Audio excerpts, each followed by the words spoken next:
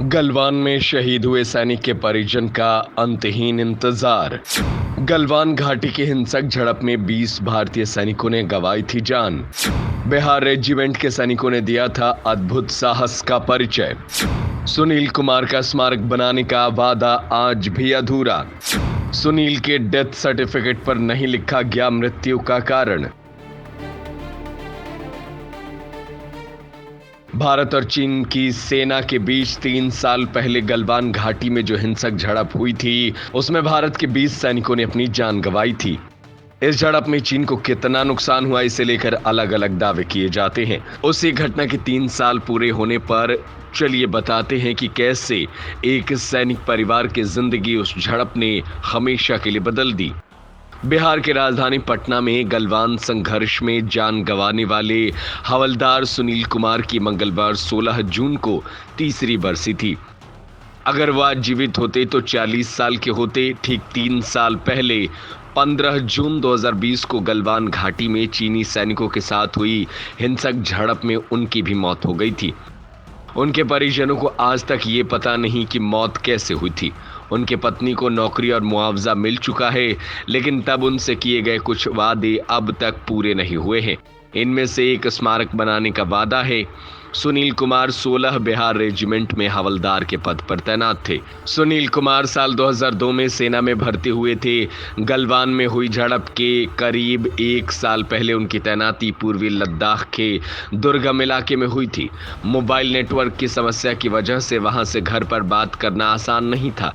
3 साल पहले उनके बच्चे इंतजार करते थे कि पिताजी कब नेटवर्क एरिया में आएंगे और फोन करेंगे। पिछली बार करीब 1 महीने पहले उन्होंने अपने पिताजी से बात की थी। इसी बार घर पर जब फोन आया तब लाइन पर दूसरी तरफ उनके पिताजी नहीं थे।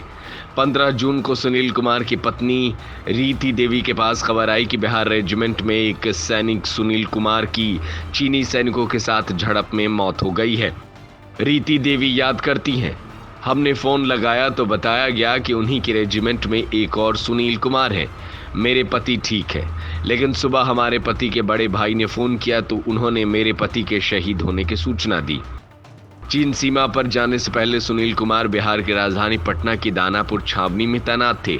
छावनी के पास से उन्होंने अपना एक छोटा सा घर भी बनाया था ताकि बच्चों को शहर में रखकर उन्हें बेहतर शिक्षा दे सके।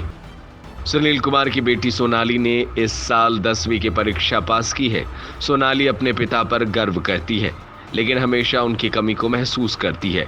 वे कहती हैं, अभी गर्मी की छुट्टियों में सारे बच्चे घूमने गए थे, हम कहीं नहीं गए। हमारे पापा नहीं रहे तो हमें कौन ले जाता, लेकिन गर्व होता है कि हमारे पिताजी ने कुछ किया है, उससे सब लोग उनको याद करते हैं। सुनील कुमार के बड़े बेटे आयुष करीब 14 साल के हैं। माँ को घर और बाहर दोनों जगह काम करते हुए देखते हैं और उन्हें थोड़ी तकलीफ होती है। आयुष कहते हैं, घर में हमेशा एक कमी महसूस होती है। पिताजी जब भी आते थे वो 1 महीने की छुट्टी लेकर आते थे। हम लोग मूवी देखने जाते थे, सैर सपाटे के लिए भी जाते थे। अब वो सब नहीं हो पाता है। आयुष के छोटे भाई विराट अपनी माँ का फोन लेकर खेल रहे हैं। विराट अभी 3री क्लास में पढ़ते हैं। वो जब और कम उम्र के थे तो पिताजी किससे डरते थे। विराट कहते हैं, माँ घर पर है तो उनका फ़ोन मिल गया है। दीदी और भैया अपना फ़ोन नहीं देते हैं। अगले हफ्ते से स्कूल खुल जाएगा, फिर सुबह 5 बजे जगना होगा और फिर सारा समय पढ़ाई लिखाई में निकलेगा। सुनील कुमार की मौत के बाद उनके पुश्तैनी गांव तारापुर में नेताओं से लेकर आम लोगों की भीड़ जुटी हुई थी। तारापुर गांव पटना जिले के ही बिहटा इलाके में है। सुनील कुमार का परिवार अब पटना शहर के अपने घर में बस गया है। गांव के उनके घर में बस उनकी एक तस्वीर रखी है और गांव की गलियों में उनकी यादें बिखरी पड़ी हैं। रीति देवी को पटना में क्लर्क की सरकारी नौकरी मिल चुकी है। उन्होंने 12वीं तक की पढ़ाई की है। फिलहाल वो पटना में तैनात हैं। रीति देवी को बिहार सरकार की तरफ से करीब 20 लाख रुपए की आर्थिक मदद भी मिली थी। अब वेतन और पति की पेंशन से बच्चों की जरूरतें पूरी कर लेती हैं। सेना की तरफ से भी नियमों के तहत उन्हें सब कुछ मिल चुका है। रीति देवी कहती हैं, मैं हाउसवाइफ थी, कभी सोचा नहीं था कि नौकरी करूंगी, लेकिन समय ऐसा आ गया कि करना पड़ा। पति की पेंशन और सरकारी नौकरी से बच्चों की परवरिश हो जाती है। रीति देवी बताती हैं कि उनके पति की मौत के तुरंत बाद नेताओं की भीड़ उनके घर पर आती थी और वो कई वादे करके जाते थे। वो आज तक पूरे नहीं हुए। रीति देवी कहती हैं, उस समय कई लोग आते थे। गांव में पति का स्मारक बनाने का वादा कई नेताओं ने किया था। हम आज भी कोशिश करते हैं, लेकिन ये काम नहीं हुआ। रीति देवी की मदद के लिए उनके भाई चंदन अक्सर उनके साथ होते हैं। अपनी नौकरी से समय निकालकर वो अपनी बड़ी बहन की मदद करते हैं। गांव में जीजा जी के नाम से स्मारक बनवाने के लिए वो आज भी नेताओं और सरकारी दफ्तरों के चक्कर लगा रहे हैं। चंदन कुमार कहते हैं, उस समय कई नेताओं ने वादा किया था स्मारक बनवा देंगे, बच्चों का दाखिला अच्छे स्कूल में करा देंगे, लेकिन कुछ नहीं किया, सब भूल गए। चंदन किसी खास व्यक्ति का नाम नहीं लेते हैं, लेकिन उनका कहना है कि जब उनके जीजा जी की जान गई थी तो कई सामाजिक संगठन के लोग और नेताओं ने बड़े बड़े वादे किए थे, लेकिन कोई दोबारा हाल जानने नहीं आया। भारत में पाकिस्तान से होने वाले हर तनाव पर बड़े बड़े बयान आते हैं और उन्हीं से जुड़ी खबरें भी मीडिया में सुर्खियां बनती हैं, लेकिन चीन से जुड़े मामले में अमूमन ऐसा नहीं देखा जाता है। सुनील कुमार के साले चंदन कहते हैं, हमें आज तक नहीं पता चला कि हुआ क्या था। जीजा जी के डेथ सर्टिफिकेट पर तारीख 16 जून लिखी हुई है, लेकिन इसका कोई कारण नहीं लिखा है।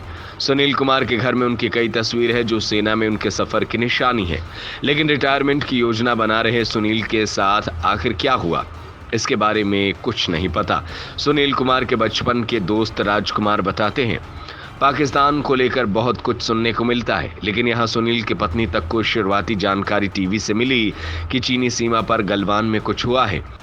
सुनील कुमार छुट्टियों में अपना लंबा वक्त अपने गांव में बिताते थे। उनके मित्र अमर गुप्ता के मुताबिक सुनील हमेशा पूछता था कि रिटायरमेंट के बाद क्या करूंगा। सुनील के मित्र उन्हें सलाह देते थे कि जब रिटायर हो जाओगे तब देखा जाएगा, लेकिन सुनील कुमार को इसका मौका ही नहीं मिला। अब उनके मित्र चाहते हैं कि चीन के साथ लड़कर जिस दोस्त ने जान गंवा दी उसका एक स्मारक गांव में जरूर बने।